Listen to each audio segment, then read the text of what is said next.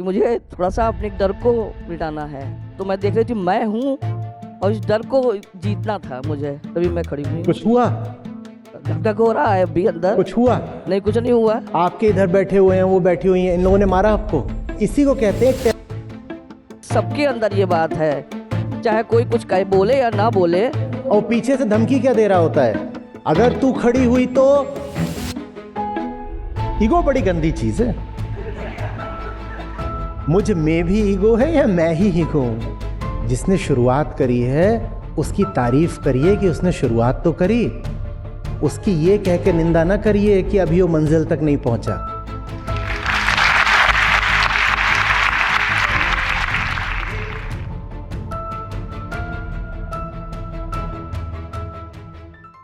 आचार्य जी प्रणाम। मेरा नाम दया है। मैं 3 साल से आपसे जुड़ी हूँ।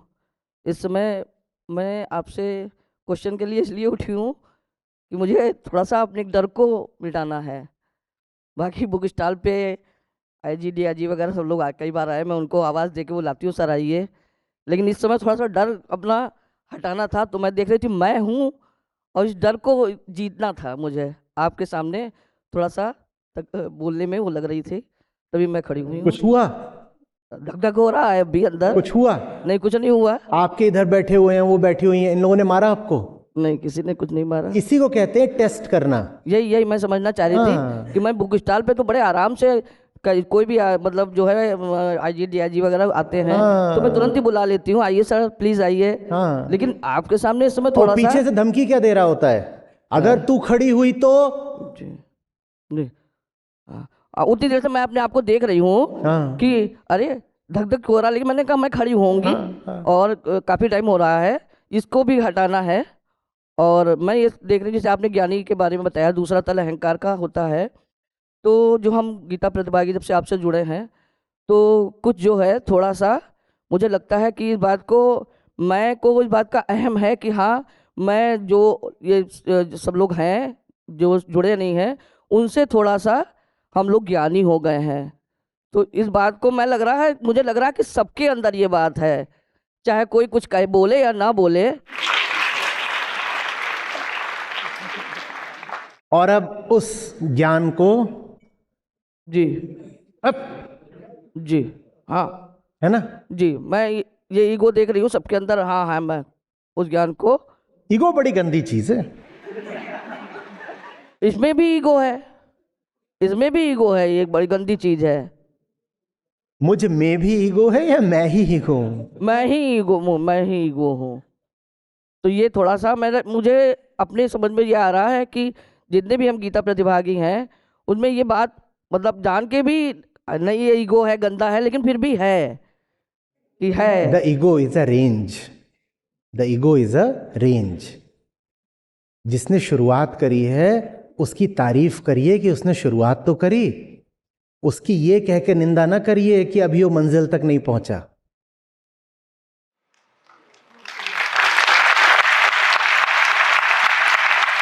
ये गीता कम्युनिटी में ये बहुत चल रहा है जी, कि एक दूसरे के ही दोष निकालना शुरू कर दो। जी। बाहर निकल करके तो दुनिया से कुछ बोल नहीं पाते, तो कम्युनिटी में ही आकर के कम्युनिटी को कुछ बोलना शुरू कर देंगे, तुम ऐसे हो, तुम वैसे हो, किसी को जाके उटपटांग कमेंट लिखेंगे, ये सब करेंगे। अरे ईगो इज अ रेंज। इन्होंने शुरुआत तो करी है ना, कम से कम नीचे से ऊपर उठने की। जी, प्रोत्साहन देने की जगह है तुम उसको कह रहे हो कि अभी तेरे वक्तव्य में इतनी खोट है। कोई भी वक्तव्य त्रुटिहीन नहीं हो सकता। त्रुटिहीन तो मौन होता है अंततः, और मौन हो गए तो हम ब्लॉक कर देते हैं।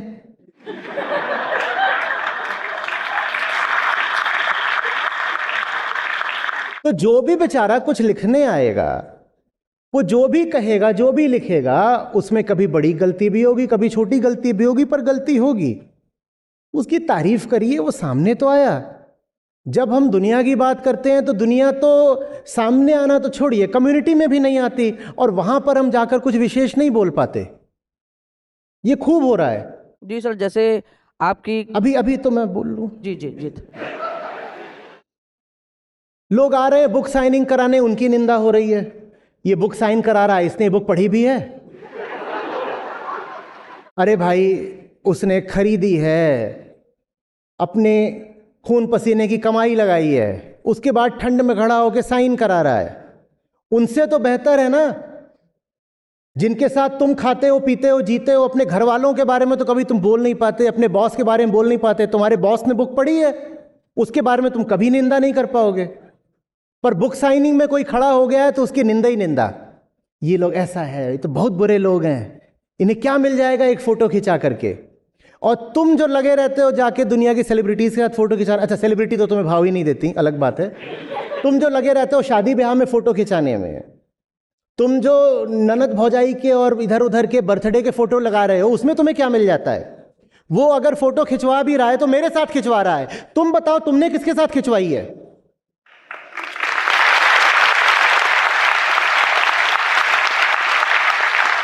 तो ये निंदा कल्चर बहुत ज्यादा अब चलने लगा है, विशेषकर जब अरे आ जाते हैं इतने लोग आचार्य जी को सुनने के लिए। क्या जरूरत थी?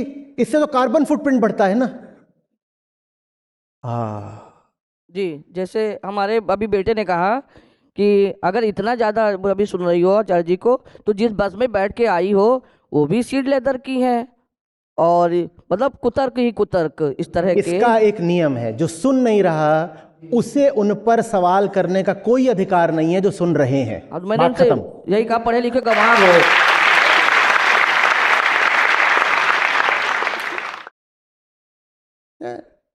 सुना है ना, मैदान जंग में कौन गिरता है? होता। अरे यार शेर सुना दो ना पूरा। सुरा सो सुरा ही है, गिरते हैं अरे गलती भी कर रहे हैं तो मैदान जंग में उतरे तो हैं युद्धस्व बोल के। जी जी जी, वही गिर भी रहे हैं तो भी संघर्षशील तो हैं। और वो क्या गिरेंगे जो घुटनों के बल चले? ये घुटनों के बल चलने वाले व्यंग करने कैसे आ जाते हैं योद्धाओं पर? हमें उनके व्यंग स्वीकार नहीं है। नहीं है, बिल्कुल नहीं है। ठीक है, बिल्कुल नहीं। बैठिए जी, थैंक यू। नमस्ते आचार्य जी। सबसे पहले तो आचार्य जी एक जो मन में हमेशा भाव आता है वो रख देना चाहती हूँ कि जब भी सत्र अटेंड करते हैं तो जब भी सत्र अटेंड करते हैं, मान लीजिए संत सरिता है और आप भजन समझा रहे हैं तो वो वेदांतिक पूरा उसका आधार होता है, आप समझा रहे होते हैं। और मुझे बहुत समय तक बहुत हार्ड टाइम दिया है उसने बोले अब जाके थोड़ा बहुत कुछ भेजे में घुसने लगा है। और कई बार आप भगवत गीता या कई बार इवन शून्यता सप्तति भी समझा रहे होते हैं तो लगता है संत सरिता सत्र चल रहा है, कुछ संतों वाली भाषा चल रही है, कुछ ऐसा लगता है। तो मुझे ये जो ये होता है ना, ये बहुत मज़ा आता है इसमें। और जो आज की बात है, जैसे आपने कहा कि जैसे उन्होंने कहा तो आपने कहा जान चुका नहीं होता है, जान रहा होता है। तो ये ना बड़ी डरावनी सी बात लगती है कि वो जान रहा होता है और वोयरिज्म कोई है जो देख रहा है। I am being watched. हाँ सर। और जो सत्र होते हैं, जैसे मैं पिछले दीपोत्सव से ही ये हो रहा है मेरे साथ कि आप एक बात कहते हैं, फिर अगली बात कहते हैं, फिर अगली बात कहते हैं, और वो सीढ़ी जैसी बनती चली जाती है। लगता है आपने एक से रिलेटेड दूसरी बात कही फिर, और जैसे आपने कहा कि जान रहा होता है, तो मुझे वो याद आ रही है उस सत्र की लाइन कि आपने कहा था सत्यम सत्यम पुनः पुनः। तो उसको पुनः कहने की ज़रूरत पड़ रही है कि वो वापस उसका ट्रांजिशन निचली अवस्था में हुआ होगा, तब वो पुनः उसको कहना पड़ रहा है शायद इसलिए। और फिर आपने उस वहाँ पर एक भैंस वाले की कहानी सुनाई थी, जो है तो बादशाह लेकिन अपने आप को भैंस वाला समझ के भिखारी बने बने ज़िंदगी गुजार देता है। और शायद सर किसी की ज़िंदगी में ऐसा हुआ हो कि उस बादशाह ने, उस भैंस वाले ने अपनी बादशाहत पहचानी हो, पहचानी हो नहीं, लगातार पहचान रहा हो पहचान रहा हो, पाया हो अचानक से कि यहाँ तो एक मुकुट है बड़ा दिव्य सा, मैं तो कोई बहुत खूबसूरत सी बड़ी रानी हूँ, साम्राज्ञी हूँ कहीं की, ऐसे। और चाल बदल गई है ना, मतलब अब चाल ही क्या बोलते हैं, जैसे उसको मैं बोलती हूँ इतराना, अब तो इतराना आ गया बड़ा। और चल रहे हैं अब तो वर्ल्ड ऑन माई फुट करके, बस, है ना। ये बहुत ताकत वाली बात होती थी, ताकत आ गई एकदम से, पता नहीं कौन सी बलशाली, अब किसी की ज़रूरत नहीं वाली। लेकिन फिर जैसे कोई फिर धक्का लगा और धड़ाम ज़मीन पे, फिर वो बादशाह फिर भिखारी बन गया। संभावना तो उसको नहीं भूली अपनी, लेकिन है अब तो वो भिखारी बहुत बन गया। अब कहना अब का है डोलत दीन, अब वो दीन बना क्यों घूम रहा है, और उसकी दीनता छूट जाए, अब उसका क्या इलाज है। फिर से खड़े हो जाओ। अब वो छूटती नहीं, पता नहीं। इस पल नहीं छूटती ना, अगला पल फिर अवसर है, फिर छोड़ दो। जैसे एक बार छोड़ी थी, हाँ हाँ, जैसे तब छोड़ी थी, फिर छोड़ दो। छूटेगी, गारंटी कुछ नहीं है। गारंटी वारंटी कुछ नहीं है। तो सर वो फिर वो देखो, समस्या समझो, समस्या बहुत सीधी है, उसमें कुछ मिस्टेकल नहीं है। हमारा जो शरीर है वो इवोल्यूशन का एक कॉम्प्लेक्स आउटपुट है। और वो जो आउटपुट निकला है उसमें एक एरर है, साइकोलॉजिकल एरर। उसी एरर का नाम है ईगो। आप कितना भी जान लें, समझ लें, ज्ञानी हो गए, ये कर लिया वो कर लिया, शरीर थोड़ी बदल दोगे अपना। शरीर थोड़ी बदल दोगे। जब तक शरीर है अहंकार रहेगा।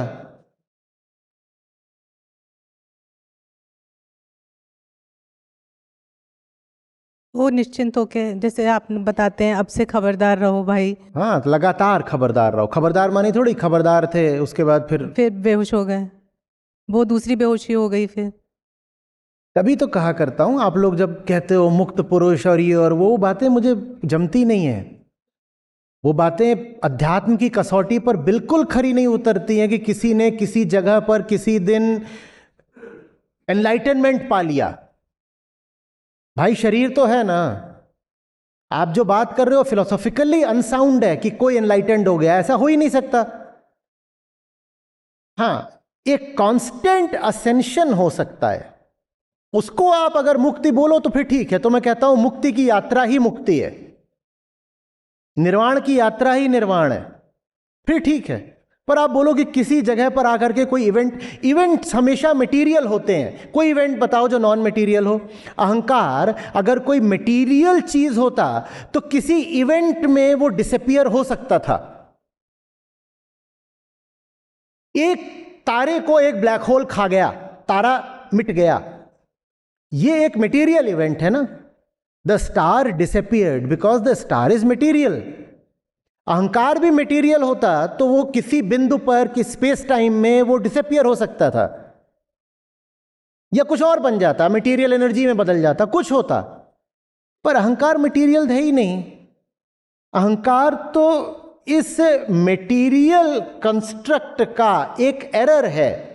And as long as this material construct stands, the ego will stand as a constant recurring possibility. तो इसीलिए एनलाइटनमेंट जैसा कुछ हो ही नहीं सकता, टेक्निकली इम्पॉसिबल, नहीं हो सकता। लेकिन तो बाद में भक्त लोगों का काम होता है कि कह देते हैं हमारे वाले का हो गया था, उसका हो गया था, उसका हो गया था। जिनको तुम इतनी इज्जत देते हो उनका अपमान कर रहे हो ये कह के कि किसी एक बिंदु पर उनका एनलाइटनमेंट हो गया था। उनका सम्मान करना चाहते हो तो ये कहो कि वो लगातार मुक्ति की यात्रा पर थे। ये ज्यादा सम्मान की बात होगी, क्योंकि ये बात अध्यात्म और दर्शन पर भी खरी उतरेगी। आप अपने सम्माननीय व्यक्ति के साथ कोई फर्जी बात क्यों जोड़ना चाहते हो? क्यों जोड़ना चाहते हो? आप मेरा परिचय दें यहां पर, मान लीजिए अभी आज तो हुआ नहीं, पता नहीं, चलो यहां पे आए, कोई परिचय दें, आचार्य जी आ रहे हैं और बोले आचार्य जी MBBS MD हैं, तो ये तुम मेरी इज्जत बढ़ा रहे हो कि घटा रहे हो?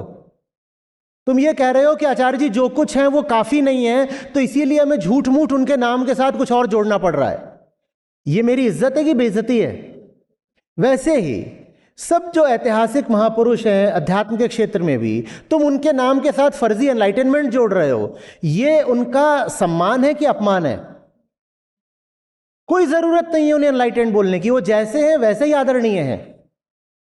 उन्होंने जो दिया उसके प्रति ग्रेटफुलनेस दिखाओ। पर हम कहते हैं नहीं, उन्होंने जो दिया वो काफी नहीं है, वो जैसे हैं वो भी काफी नहीं है, हमें उनकी हस्ती में एनलाइटनमेंट जोड़ना पड़ेगा। भाई वो जैसे हैं काफी हैं, बुद्ध है, ये पर्याप्त है। तुम्हें कहने की कोई जरूरत नहीं कि बुद्ध एनलाइटेंड है। बुद्ध का दर्शन ही पर्याप्त है कि उनको बहुत बहुत इज्जत दी जाए, सर पे रखा जाए उनको। क्यों उनके साथ फर्जी कहानी जोड़ रहे हो कि उसके बाद देवता आए, देवताओं ने पुष्प वर्षा की? क्यों कर रहे हो यार ये सब? यही सब करने के कारण फिर जो थोड़े पढ़े लिखे और शिक्षित लोग होते हैं धर्म से दूर निकल जाते हैं। कहते हैं देखो फर्जी कहानी सुना रहे हैं कि ऊपर से गुलाब बरसा था। ऊपर से गुलाब कैसे बरस सकता है? बात तो ठीक है, ऊपर से गुलाब तो नहीं बरस सकता। तो फिर जो थोड़े से भी जिज्ञासु लोग होते हैं धर्म से दूर चले जाते हैं। किसी कहानी की कोई जरूरत नहीं है। True spirituality stands on very solid philosophical ground. उसमें किसी मिस्टिसिज्म की कोई जरूरत नहीं है। समझ में आ रही बात ये? सर जैसे यज्ञ है, एक टाइम जैसे यज्ञ में धड़ल्ले के साथ आहुति दी कि यस दी, लेकिन फिर कभी उसमें थोड़ा सा हाथ में कंपन किया, दी तो दी आहुति लेकिन कंपन के साथ, तो वो यज्ञ होगा? अब ये इतने प्रतीक मैं नहीं समझता, पता नहीं क्या डाल दिया उसमें। डालने वाला सही नीयत से कर रहा है तो यज्ञ है, और डालने वाला फर्जीवाड़ा कर रहा है तो उसमें कुछ भी डाल दो, यज्ञ नहीं है। नमस्ते आचार्य जी। तो अहंकार को देखना, तो मुझे इसके दो तरीके समझ में आते हैं। एक तो नीति, जैसे बाबा बुल्ले शाह कहते हैं कि बुल्ला की जाना मैं कौन, ना मैं मोमिन विच बतीता। तो मैं ये भी नहीं हूँ, मैं वो भी नहीं, तो एक एक करके सबको काटते जाओ तो कुछ नहीं बचता, एंड में शिवोहम। ठीक है। दूसरा है कि मैं ये भी हूँ, ये इससे भी, ये भी मेरे जैसा है, वो भी मेरे जैसा है, ये कुत्ता भी मेरे जैसा है, वो पेड़ भी मेरे जैसा है, ये पंछी भी मेरे जैसा है, तो सब कुछ मेरे जैसा है, तो अहम ब्रह्मास्मि। तो क्या ये मेरी समझ सही है? नहीं नहीं नहीं नहीं। मैं इनके जैसा हूं सिर्फ, अब ऑन्टोलॉजिकली बोलूंगा तो फंसेगा, पदार्थ रूप में। इनकी मेरी प्रकृति बिल्कुल एक जैसी है। प्रकृति में इनमें और मुझमें कोई अंतर नहीं है। तो मुक्ति का अर्थ होता है साइकोलॉजिकल जीरोनेस और फिजियोलॉजिकल होलनेस। अहंकार की तरह मैं शून्य हूं। मैं जो भीतर भाव पाले बैठा था कि मैं इन सब से भिन्न हूं, मैं नहीं हूं। अहंकार क्या है? एक साइकोलॉजिकल सेपरेशन है ना, वही एक फीलिंग के तौर पे ही तो आता है, मैं हूं मैं हूं मैं हूं। तो वो हट गया। और जब मैं कहता हूं कि मुझ में और इनमें कोई भिन्नता नहीं है, तो वो बात ब्रह्म की नहीं, प्रकृति की है। वो बात अहम ब्रह्मास्मि नहीं है। अहम ब्रह्मास्मि भी भीतरी बात है। अहम ब्रह्मास्मि और अहम शून्यास्मि बिल्कुल एक बात है। वो दोनों उसके भीतरी विगलन की अभिव्यक्तियां हैं, जो कभी था ही नहीं, पर जोर जोर से क्या कहता था, मैं हूं। तो वो, और मैं यही हूं। जब मैं कहता हूं हम सब मिट्टी हैं, ठीक है, तो वो बात है प्रकृति की, कि इसमें और मुझ में कोई अंतर नहीं है प्रकृति होने के नाते। बिल्कुल हो सकता है कि कल कोई जानवर खड़ा हो जिसमें आधे तत्व मेरे हों और आधे तत्व इसके हों।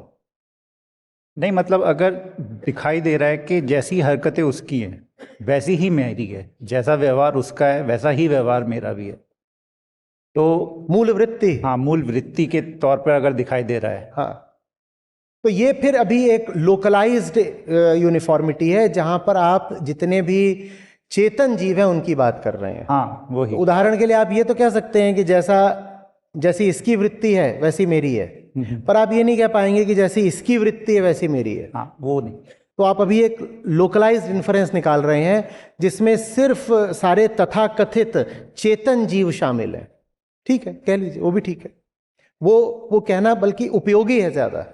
जब हम बात करते हैं पशु क्रूरता के खिलाफ, तो ये वक्तव्य ज्यादा उपयोगी हो जाता है जो भी आप कह रहे हैं कि भाई तुम कुत्ते को, मुर्गे को, बकरे को जो काट रहे हो, देखो उसकी और तुम्हारी वृत्तियों में कोई भिन्नता नहीं है। लेकिन वहां पर जो यूनिफॉर्मिटी हो रही है वो प्राकृतिक नहीं है, अहंकारिक है। ये तीन अलग अलग तल हैं। साइकोलॉजिकली जीरो और zero equal zero equal zero, all zeros are equal. तो एक तो समानता ये हो गई कि साइकोलॉजिकल जीरोनेस, ठीक है। एक समानता ये हो गई कि ये भी इलेक्ट्रॉन न्यूट्रॉन या स्ट्रिंग्स हैं और यहां भी इलेक्ट्रॉन न्यूट्रॉन, और जो दुनिया का सबसे दूर गैलेक्सी का सबसे दूर तारा हो सकता है वहां भी यही फंडामेंटल पार्टिकल्स बैठे हैं। तो ये हो गई प्राकृतिक एक रूपता। और फिर हो गया कि मैं हूं और कुत्ता है और बंदर है, सबको ही अपने बच्चों से ममता होती है। ये अहंकारिक एकत्व है, ये ईगोइक यूनिफॉर्मिटी है। ठीक है। अब जैसे अहंकार की जो मूवमेंट है, अगर अपने अहंकार की मूवमेंट है वो दिखाई देने लग जाए, ठीक है, उसमें अगर ये दिखे कि हाँ मेरे को अपना घमंड दिखता है मूव करता हुआ, ठीक है, और उसी से दिखे कि हाँ मुझे ये चीज़ दिख रही है मूव करती हुई अपने अंदर, ठीक है, और दिखे कि दूसरे को नहीं दिख रही, और उसी का घमंड होने लग जाए और वो घमंड दिखे, तो उसका क्या करें? अब वही बैरियर बन गया। देखिए और क्या करना है, कुछ नहीं। अब आपने कहा था कि जब दिखेगा तो वो मिट जाएगा, पर वो दिखने के मिटने के बजाय वो और बढ़ने लग गया। तब तक देखो जब तक घिन ना आ जाए, फिर मिटेगा।